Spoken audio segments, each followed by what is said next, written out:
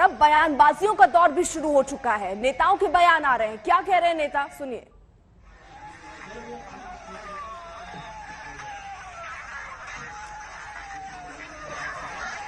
तो देखिए, किसानों के सामने बीजेपी टिक नहीं पाएगी, ये रणदीप सुरजेवाला कह रहे हैं, जिसका जवाब संबित पात्रा भी देते आ रहे हैं कि कांग्रेस अपने राज्यों का हाल देख ले। ये पलटवार कर रहे हैं संबित पात्रा रणदीप सुरजेवाला को, जिन्होंने ये कहा कि किसानों के सामने बीजेपी अब टिकने वाली नहीं है। तो संबित पात्रा कह रहे हैं कांग्रेस अपने राज्यों का हाल देखे। वहीं राहुल गांधी ने ट्वीट किया और लिखा कि जिसे हिरासत में रखा है वो डरती नहीं, सच्ची कांग्रेसी है, हार नहीं मानेगी, सत्याग्रह रुकेगा नहीं। जिक्र प्रियंका गांधी का हो रहा है क्योंकि उनको अभी तक हिरासत में ही लिया गया है। वहीं प्रियंका गांधी का भी ट्वीट आया, उन्होंने लिखा, नरेंद्र मोदी जी आपकी सरकार बगैर किसी ऑर्डर और एफआईआर के मुझे 28 घंटे से हिरासत में रखी हुई है। अन्नदाता को कुचल देने वाले ये व्यक्ति अब तक गिरफ्तार नहीं हुआ, क्यों? तो प्रियंका गांधी भी सवाल पूछ रही है। वहीं राकेश टिकैत भी पीछे नहीं, उन्होंने लिखा, मंत्री और उनके बेटे की जल्द से जल्द गिरफ्तारी हो। वहीं अजय मिश्रा कई अपने पक्ष में कहते हुए नजर आ रहे हैं कि राकेश टिकैत पर एफआईआर दर्ज होनी चाहिए। तो दोनों पक्ष एक दूसरे पर आरोप लगा रहे हैं, कह रहे हैं उनकी गलती थी, वो कह रहे हैं उनकी गलती थी। कुछ वीडियो सामने आ रहे हैं जो कई गंभीर सवाल उठा रहे हैं और अब नए सिरे से इसकी जांच होनी चाहिए। मंत्री और उनके बेटे की गिरफ्तारी हो, राकेश टिकैत कह रहे हैं। वहीं अजय मिश्रा, जिनके बेटे पर आरोप लग रहा है कि उन्होंने गाड़ी चढ़ाई, वो कह रहे हैं कि राकेश टिकैत पर एफआईआर दर्ज होनी चाहिए। उनके खिलाफ एफआईआर हुई है और बाप टू बेटा दोनों उसमें दर्ज है। उनकी गिरफ्तारी भी होगी।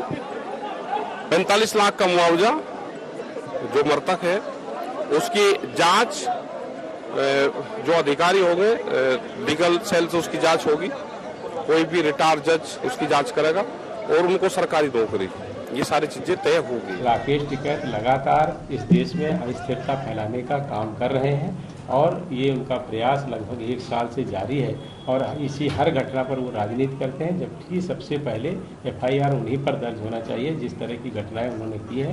राकेश टिकैत जी को भी देखना होगा कि किसान आंदोलन में अराजक तत्व अगर आ रहे हैं तो उसका रोकने की भी जिम्मेदारी उनकी है और उसके कारण अगर कोई घटना होती है तो राकेश टिकैत पर एफआईआर।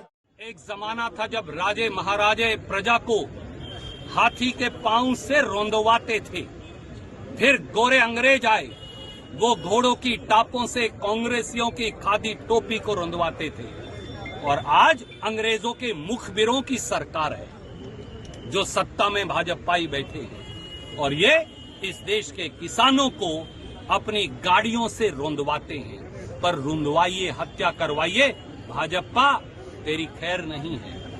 किसान और मजदूर जब खड़ा हो जाता है तो फिर उसके आगे कोई सत्ता टिक नहीं पाती। आदित्यनाथ जी का भी और मोदी जी का भी जाने का समय आ गया। हनुमानगढ़ में धान की खरीदी को लेकर, फसल की खरीदी को लेकर कुछ किसान जो प्रदर्शन कर रहे थे उनके ऊपर बर्बरता पूर्वक पुलिस ने लाठीचार्ज किया है। किसकी सरकार है राजस्थान में? कांग्रेस की सरकार है राजस्थान में।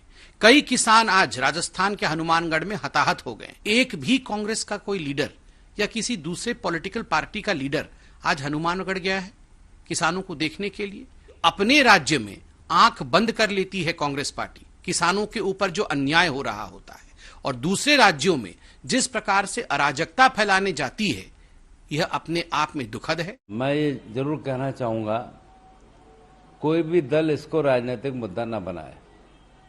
जो मृत्यु हुई है जिनकी, जो अब तक जानकारी आई कि गाड़ी पलट गई थी और हमारी पार्टी के भी 4 कार्यकर्ताओं की मृत्यु हुई है।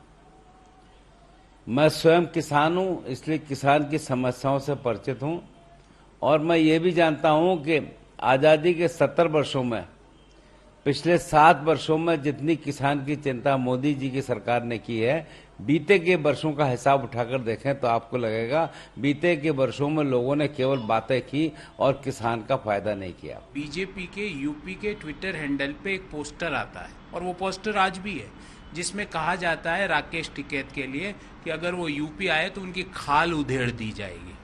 वो पोस्टर है। फिर देश के गृह राज्य मंत्री कहते हैं सुधर जाओ वरना सुधार दूंगा, मुझे 2 मिनट लगेंगे। वो किसके लिए बोल रहे हैं ये भाषा? ये देश के प्रधानमंत्री जी के लिए बोलते हैं वो ये भाषा है, या अपने कलीग्स के लिए बोल रहे हैं? किसके लिए बोल रहे हैं वो भाषा? तुरंत प्रभाव से गृह मंत्री को निष्कासित करना चाहिए, अजय मिश्र को काउंसिल ऑफ मिनिस्टर्स से बाहर निकालना चाहिए, क्योंकि जब तक वो होंगे इंडिपेंडेंट जांच हो ही नहीं सकती।